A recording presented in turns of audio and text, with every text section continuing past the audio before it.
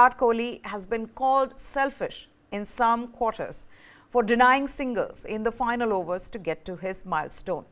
Kohli was batting on 74. He needed 26 runs to get 100 in the 39th over, with India requiring as many to win the game to overhaul that 257-run target. In the process, Kohli denied a number of singles to his batting partner KL Rahul, refusing to run, ensuring that he had enough runs on the board to be able to get to that 100. He was batting on 97 when Naseem Ahmed bowled a blatant wide ball, which was not given a wide by the on-field umpire Richard Kettleborough, triggering controversy. The ball was bowled way outside leg. There was no contact with the bat, but Kettleborough's arm stayed still as he refused to signal it wide with a smirk on his face. A wide would have left India with just a run to win, with Kohli on 97, meaning another wide would have ended all his hopes of completing his 48th ODI ton. But it seemed the umpire also wanted Virat's century, and he ruled the decision in the batter's favour. Now, a lot of people are also talking about how it's because of the change in rules for wides that has played a part. Let's just go straight to both Chetan and Jamie on this one. Chetan was there when this happened. What was the conversation, first of all, in the press box when that was going on, Chetan? I know the dressing room was laughing, at what was unfolding in the middle, but what was going on in the press box? Well, it was the same. I mean, everybody was laughing and just waiting to see what happens next, because it wasn't just that particular moment. It had been happening for a bit now. They've been refusing singles. Virat had been refusing singles. KL Rahul had been refusing singles. And then it was a kind of a joking passage of a play. I just couldn't make sense of it, to be honest, because I wasn't sure if they should be doing that. I mean, it's kind of trying to say that, okay, we are bigger than the game. That's the kind of meaning it sent out, or the message it sent out. I mean, that's just from my perspective. But if you watch it from the crowd's perspective and the billions watching at home, like I said yesterday in another show, I mean, everybody was almost wearing a Virat jersey or a Virat t-shirt. Every ground you go to, people are lining up to watch Virat bat.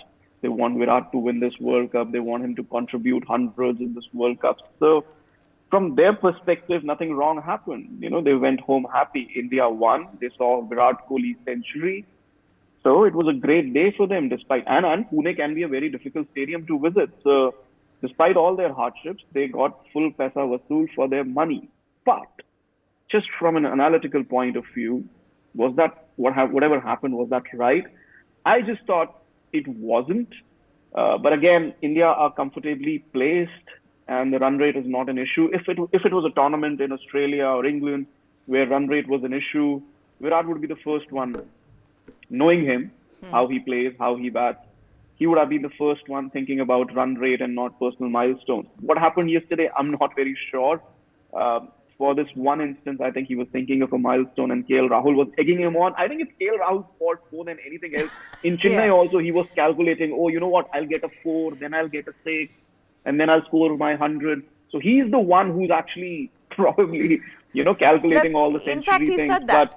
He said that in the post-match presentation, and this is the other thing, because he did the same thing with Shreyas Iyer in the last game, where he gave him the strike so that he could get to his 50. But this is what KL Rahul had to say. So let's just nicely put the blame on KL Rahul here, because this is what he said. No, I'm just joking. But this is what KL Rahul has said. He says he was confused. He said, it will not look nice not to take the single. It's still a World Cup and it's still a big stage. I don't want to look like I'm just trying to get the milestone. I said, it's not one, but still I think we'll win quite easily. So if you can get to the milestone, why not? You must try. And he did that in the end. I wasn't going to run the singles anyway. Like I would think if Virat Kohli really wanted to just finish off the game, he would have listened to KL Rahul, Jamie. It is very convenient here that, KL Rahul said this to me, so I went on with it. Let's also talk about that no ball. Was it really a no ball? If it wasn't, should it have been, if it was a no ball, should it have been given? What was Richard Kettleborough thinking?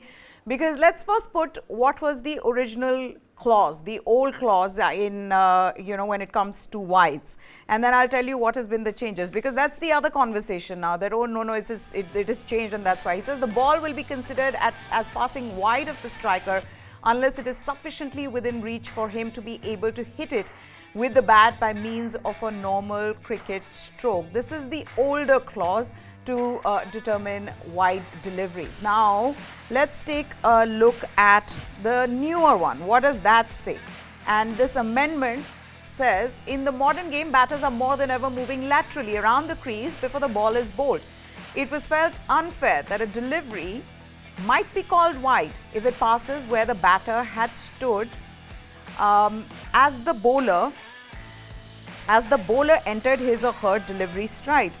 Therefore, law has been 22.1 has been amended so that a wide will apply to where the batter is standing, where the striker has stood at any point since the bowler began their run-up, and which would also have passed wide of the striker in the normal batting position. Now, a lot of people are giving this as the reason for Kettleborough not giving that wide.